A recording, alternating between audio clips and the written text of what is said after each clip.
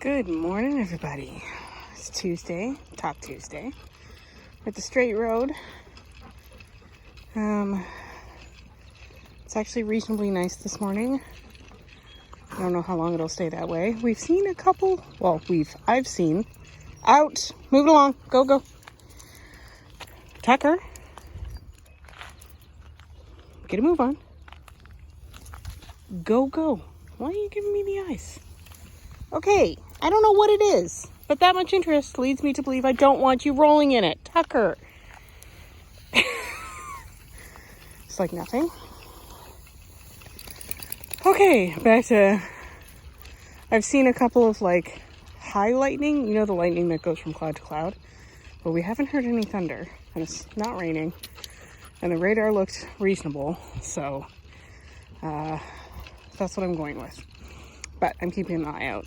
If I see anything that causes me alarm, then I just leash them up and back to the car we go. Okay, head count. For the head count people, I believe 10 today.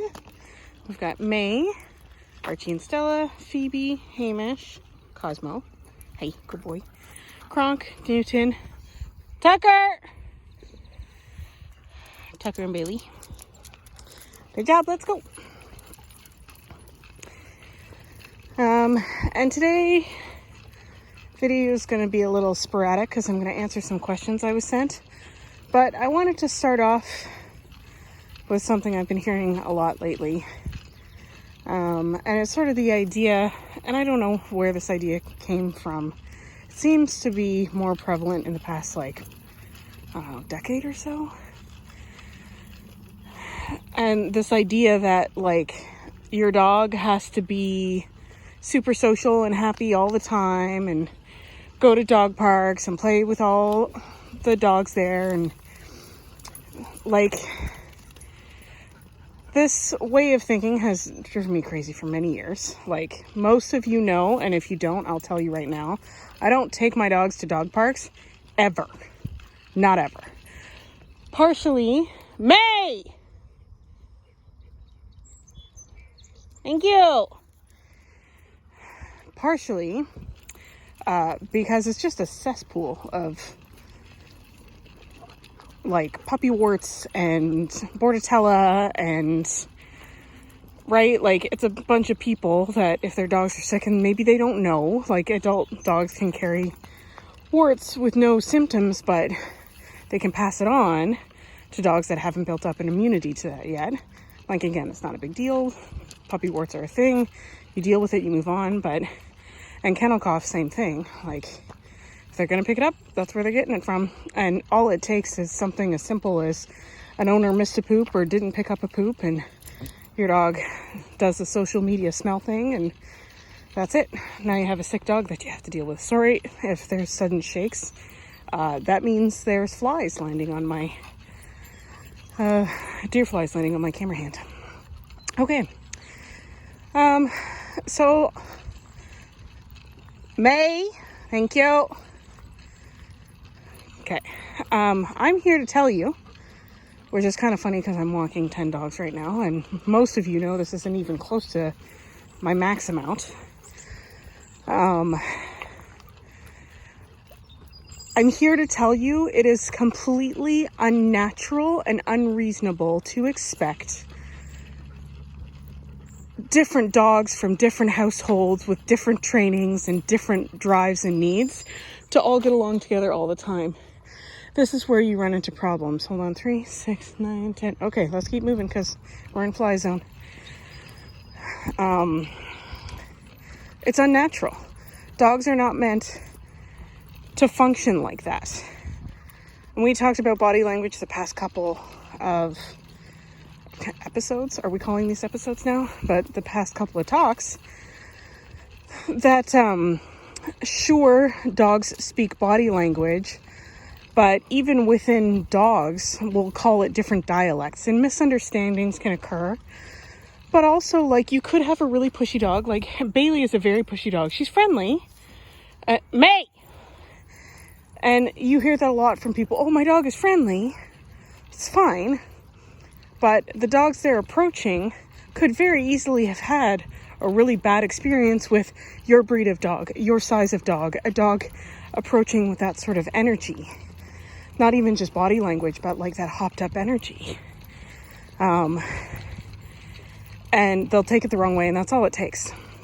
And the other thing you have to consider is like dog language from our perspective can be incredibly scary, right? Like a snap and snarl for me is not a big deal. I understand what's going on to a certain point. I will just keep my eye on it. Generally speaking, they don't occur within my pack because they don't need to. Like everybody here knows that I will be the one. I'm trying to see if she'll do it. Oh no, she's got Kronk.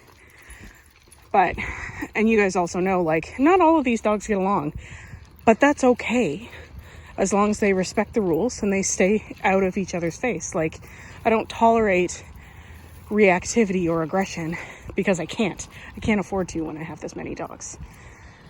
But like, if Kronk is with one of his friends one-on-one, one of my friend's dogs were walking along and the two of them have like a little snap and snarl over something, I'm unlikely to do anything about it because it's just them talking to each other, even though it can seem really scary to us. So like, if you hear your dog growl, that's a good thing. And I know you're like, no, that's crazy. Like, why? If I hear my dog growl, I'm going to tell them no. And I would like to encourage you to not. I would like to encourage you to instead look at your dog, say, okay, thank you, figure out what they're upset about, and do something about it. Because it's when you don't that reactivity occurs, right?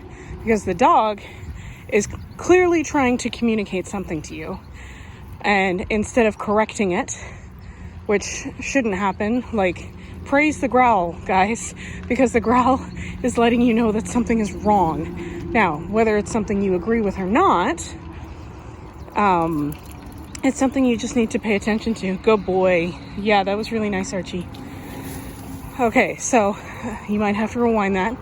Oh my God, Newton, where did you find that mud?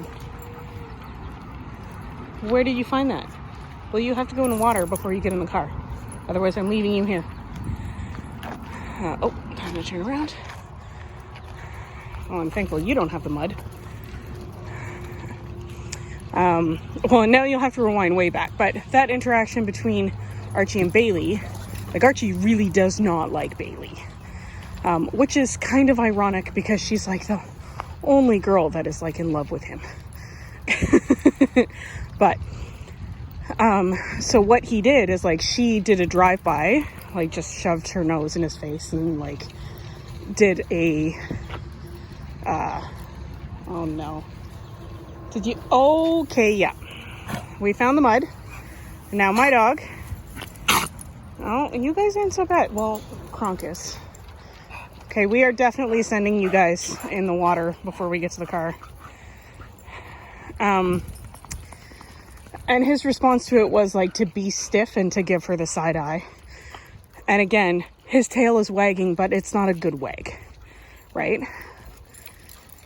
So had she pressed it, and had he been a different kind of dog in a different environment, that could progress into a fight really easily because she's not respecting his boundaries. Now, she did in that case, and when I see that happen on walk, and she presses further, like he says no, she presses further, then I step in, right? Because I'm enforcing the good etiquette of like, no, he said no, he's not interested.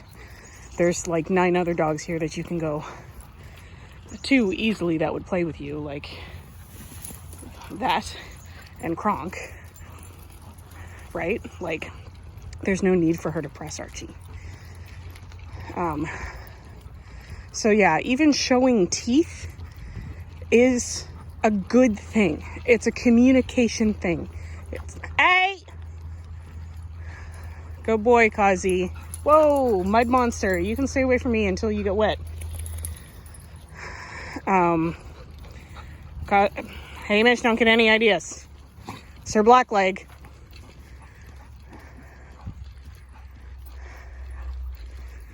Hey, Mitch! Hamish McBean, that is not your play. Good boy, Newton. Yeah, you shake it off. You know better. Get a move on. See, you can see the like back side eye to Newton here. Good boy, Newton.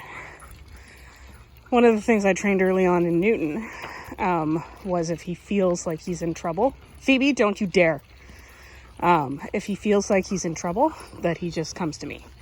So if he feels uncomfortable or anything like that, you'll see him, he'll hang out closer to me. And then once he's confident enough, he thinks the situation has been diffused, away he goes again. But you can see Hamish is clocking him.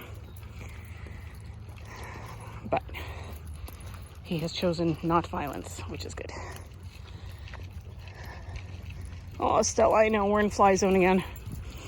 Okay. My grand plans of answering questions. So basically, what I really wanted to emphasize in this video is if your dog is not a dog park dog, that's okay. If your dog prefers just going on a slow, calm leash walk with his people, that's okay. If your dog is reactive, that's not okay. That's something you need to address, and you're not going to like hearing this. If your dog is reactive, it's you. Okay? And I don't say that to be hurtful, but I say that so that hopefully you take a minute and sort of reevaluate what you're doing. And if you don't know what you're doing, like you're like, I've tried all the things I found on YouTube, I've tried what my neighbor has said, I've tried all these things, and my dog is still reactive. It's just my dog, it's not me. It's not. Reach out to a trainer. And I'm not talking about free training advice on Facebook or TikTok. Like, reach out to an actual trainer and say, hey, these are the problems I'm having. Help me. That's what we're here for. Okay? And again, I'm not, you can email me, you can not email me, but just like reach out and get some help. And that's okay. All of this stuff is okay. There are so many different breeds and so many different mixes at this point, so many different traits, that, there we go, mud monster, better, okay, there's cleaner water again. It's like a wash cycle, right? Every time we pass cleaner water, send him in. That's a lot better already though, okay. So you can see, like, this is a little rougher than I normally would break up play. I don't know if you saw her shake it off. That's not helpful. But because they're both okay with it. Hamish! No! But because they're both okay with it, I let it ride. But I'm also very careful not to let a third in there. Okay? And especially a terrier third. Because that's when things start to unbalance. Oh, poor Tucker. Good dodge, Tuck. And on the topic, like, another thing I would encourage you to do, especially if you sort of know your problem areas with your pup and you've been working on them, active work is great. But, and I hesitate to call this passive, but it is kind of, when you notice them starting to make those better life choices on walk even, it doesn't take so much to be like, good job. Or you'll hear me in some videos, I'll say good life choices to a specific dog. It means that I've been working on specific issues and they just actively chose themselves to make the right decision. And that is something that's truly important, is like just paying attention to your dog and noticing when those decisions are made and recognizing them. 2, 6, 8, 10. Oh, sorry, Archie, you were in my shadow or something. Okay.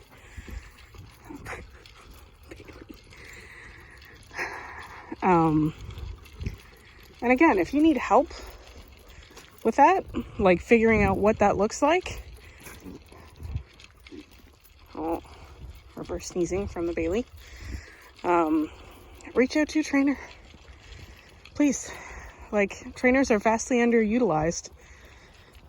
And especially Like, if you've taken a course and you didn't find it very beneficial, try private training with someone, because sometimes all you need is that like individualized and one-on-one attention. And that can help with a multitude of issues. Archie being, it's like nothing. So yeah, so much for questions. I'll try to get to them next video. I think I'll dedicate next week to just questions I've gotten, because we're already way over time. That being said, Facebook seems to like 15-minute videos now, over 10 minutes. God, who knows what the heck is going on.